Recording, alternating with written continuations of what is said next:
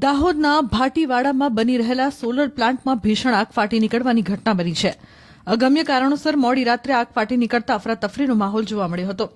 આ ઘટના અંગેની જાણ થતાં જ 5 જેટલા ફાયર ફાઇટર ઘટના સ્થળે દોડી આવ્યા હતા અને વિકરાળ આગને કાબુ લેવા માટે યુદ્ધના ધોરણે પ્રયાસ હાથ ધર્યા હતા. આ ભયાનક આગના દ્રશ્યો સોશિયલ મીડિયામાં વાયરલ થઈ રહ્યા છે, જેને જોતા જ આગની ભયાનકતાનો તાગ મેળવી શકાય છે. આગ એટલી વિકરાળ હતી કે સોલાર પ્લાન્ટને મોટા પાયે નુકસાન થયું હતું.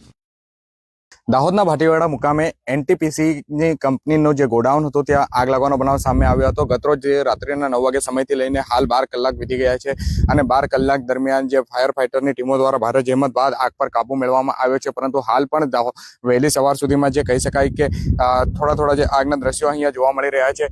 રાત્રિથી લઈને સવાર સુધીમાં અંદાજિત જે 50 થી 60 જેટલા ટેન્કર ફાયર વિભાગ દ્વારા ખાલી કરવામાં આવ્યા હતા અને આગ પર કાબુ મેળવવામાં આવ્યો હતો. હાલ પણ જે આગના દ્રશ્યો જોવાઈ રહ્યા છે અને આકાશમાં જે ધુમાડા ઉડતા હોય પણ નજરે પડી રહ્યા છે, ત્યારે કહી શકાય કે એનટીપીસીએલની જે આ સોલારની જે ગોડાઉન છે તે ગોડાઉનમાં કઈ રીતના આગ લાગ્યું તે તો હાલ અકબંધ જોવા મળી રહ્યું છે. પરંતુ રાત્રિ દરમિયાન જે વહીવટીતંત્ર અને પોલીસ તંત્ર પણ ઘટના સ્થળે પહોંચી અને વધુ તપાસ હાથ ધરવામાં આવી હતી, જ્યાં કહી શકાય કે ગોડાઉનની અંદર જે કામ કરી રહેલા 8 જેટલા કર્મચારી અને 4 જેટલા સિક્યોરિટી જેઓને પણ બહાર રેસ્ક્યુ કરવામાં આવ્યા હતા. જો કે સદભાગ્યે હાલ તો કોઈ મોટી જાનહાનિ સર્જાઈ નથી, પરંતુ આ આગ કયા કારણોસર લાગી તે દિશામાં પોલીસ દ્વારા અને વહીવટીતંત્ર દ્વારા તપાસ કરવામાં આવી રહી છે. દાહોદ જિલ્લા